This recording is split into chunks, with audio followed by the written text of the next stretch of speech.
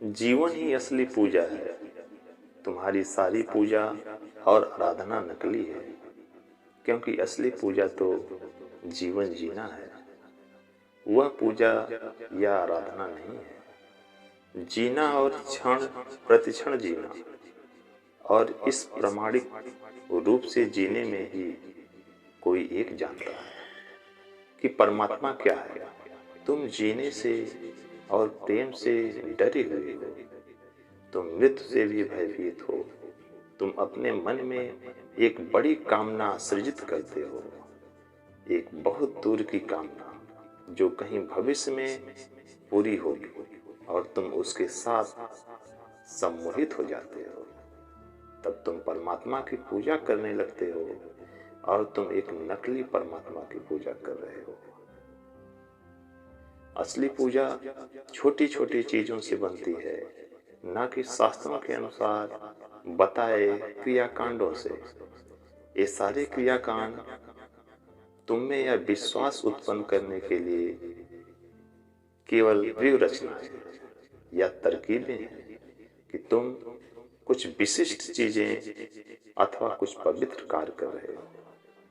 तुम और कुछ भी नहीं, केवल पूरी तरह से मूर्ख बनाए जा रहे हो। तुम नकली परमात्मा सृजित करते हो। तुम प्रतिमाएं, मूर्तियां और पूजा घर बनाते हो।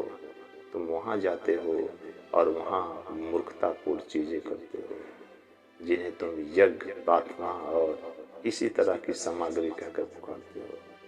तुम अपनी मूर्खता की सजावट कर सकते हो। तुम वेद मंत्रों पाठ कर सकते हो। तुम बाइबल पढ़ सकते हो। तुम गिरजाघरों, मंदिरों में आदि में जाकर क्रियाकांड कर सकते हो। तुम अग्नि के चारों ओर बैठकर गीत और भजन गा सकते हो, लेकिन तुम पूरी तरह से मूर्ख बन रहे हो। यह जरा भी धार्मिक होना ही नहीं। धर्म अर्थात अनुभूति, धर्म अर्थात प्रत्यक्ष व्यवहार। एक सच्चा धार्मिक दिन प्रतिदिन, क्षण प्रति क्षण जीता है, या फर्श पर पोंछा लगाकर उसे साफ करता है। और यही पूजा और आराधना है। एक पुत्र अपने बुजुर्ग माता पिता की सेवा में लीन है, यही पूजा है। एक स्त्री पति के लिए भोजन बनाती है, और यही उसकी पूजा है। प्रेम से स्नान करने में ही पूजा है। प्रेम से स्नान करने में ही पूजा हो जाती है। पूजा अथवा आराधना करना एक गुण है, उसका स्वयं कृत्य के साथ कुछ लेना देना नहीं है।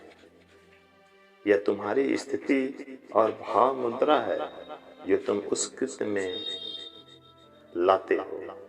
यदि तुम किसी पुरुष को प्रेम करती हो और उसके लिए भोजन तैयार करती हो, तो यही तुम्हारी पूजा और आराधना है, क्योंकि वह पुरुष ही दिव्य है। प्रेम प्रत्येक व्यक्ति को दिव्य बना देता है। प्रेम दिव्यता के रहस्य को प्रकट करता है। तब वह केवल तुम्हारा पति ही नहीं रह जाता, वह पति के रूप में तुम्हारा परमात्मा होता है। अथवा वह केवल तुम्हारी पत्नी ही नहीं होती, वह स्त्री के रूप में अंतिम रूप से तुम्हारी परमात्मा होती है, और हमेशा परमात्मा ही बनी रहती है। तुम्हारे बच्चे के रूप में विशिष्ट रूप मैं तुम्हारे परमात्मा के पास आता हूँ। उसे पहचानो, समझो, यही तुम्हारी पूजा और आराधना होगी। तुम अपने बच्चों के साथ केवल खेल खेल रहे हो, और यही पूजा है। यह उससे कहीं अधिक महत्वपूर्ण है जो नकली पूजा तुम मंदिरों में जाकर करते हो। तुम्हें एक बच्चा और प्रामाणिक जीवन उत्सव आनंद के साथ, समग्रता के साथ और सत्यनिष्ठा के साथ जीना है, और तब तुम परमात्मा के बारे में सब कुछ भूल सकते हो, क्योंकि प्रत्येक क्षण तुम उससे मिल रहे हो, प्रत्येक क्षण तुम उससे गुजर रहे हो। तब प्रत्येक चीज केवल परमात्मा की ही अभिव्यक्ति है। प्रत्येक चीज की पहली और पूर्व सर परमात्मा ही है। बिना उसके कुछ भी अस्तित्व में नहीं हो सकता। इसीलिए केवल वही विद्यमान है